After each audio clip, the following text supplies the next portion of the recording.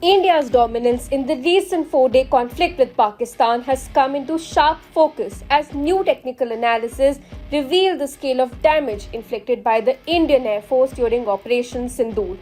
According to sources who spoke to ANI, 6 Pakistan Air Force fighter jets were shot down in mid-air during active operations.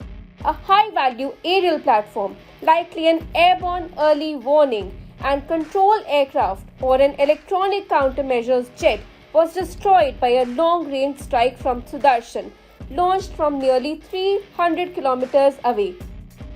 In a major blow to Pakistan's surveillance capability, India also destroyed a Swedish-origin AEWC aircraft stationed at Bholari Air Base, using air-to-surface cruise missiles.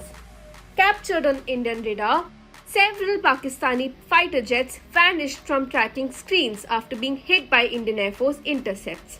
Sources confirmed that the IAF also shot down a C-130 transport aircraft in a drone strike over Pakistani Punjab. Throughout the operation, India relied solely on air-launched cruise missiles to strike key Pakistani air bases. In the air, Rafale and Su-30 jets successfully engaged and eliminated China's Wing Lung series drones, classified as medium altitude, long endurance UAVs. Indian air defense systems also took out over 10 enemy UCAVs intercepted across Pakistani airspace, while multiple incoming cruise missiles were neutralized using air-launched and surface-to-air missiles. There are unconfirmed reports that fighter jets hidden in hangars were destroyed as well, but sources say they haven't been counted in the official tally because Pakistan hasn't even cleared out the debris. The Indian Air Force maintained complete air superiority, deploying extensive interception and surveillance systems on both sides of the border. Sources added that the IAF is still conducting a detailed analysis of the data collected during the conflict. हम लोग 5 देश गए थे, Japan, south Korea, Singapore, Indonesia और Malaysia. जो 4-5 important बातें जो इससे निकल के आई, एक तो ऑल पार्टी डेलीगेशन जाने से सरकार जो भेजी उसका एक बड़ा मैसेज सब जगह इन लोगों को ये जरूर आश्चर्य लगा कि पूरा देश इस इशू पर एक साथ है टेररिज्म के खिलाफ, और सारे पार्टी के लोग एक वॉइस में बात कर रहे थे, एक ही वॉइस में बात कर रहे थे, तो लग रहा था कि पूरा देश बात कर रहा है। ये एक बड़ा मैसेज वहाँ पर गया। सेकंड जो मैसेज गया कि जो घटना पहलगांव में हुई उस घटना को लेकर के देश को लेकर के और जो विक्टिम का परिवार है उसको लेके कंडोलेंस सब जगह था।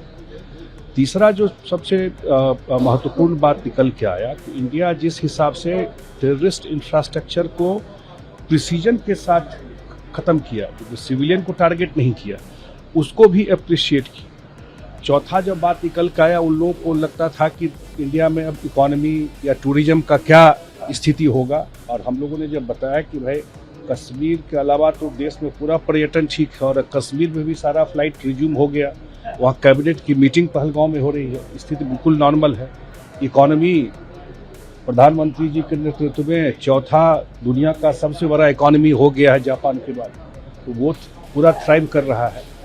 एक बात हम लोगों ने जरूर वहाँ आग्रह किया हर एक जगह, जिसका कि एक तरह से समर्थन भी था, कि जो एक्शन टास्क है आपको इसके लिए पाकिस्तान को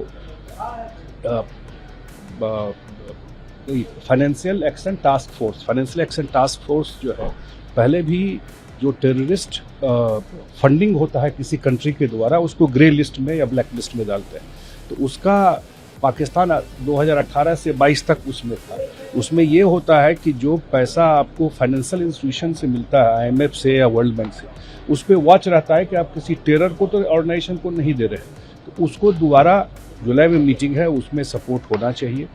मुझे लगता है कि प्रधानमंत्री जी ने का जो न्यू नॉर्मल है वो भी हम लोगों ने ऑपरेशन सिंदूर और न्यू नॉर्मल जो है, जो इंडिया अब अगर कोई टेररिस्ट अटैक होता है इट्स एक्ट ऑफ वॉर, या इंडिया किस टाइप से रिटेलिएट करेगा मिलिट्री माइट के साथ, वो भी हम लोगों ने बताया कि ये प्रॉक्सी वार है। ये पूरा का पूरा वहाँ का जो उनके आर्मी चीफ जिस हिसाब की भाषा एक सप्ताह पहले बोले थे और 15 को बोले और 22 अप्रैल को एक घटना हो गया, वो हेट स्पीच था।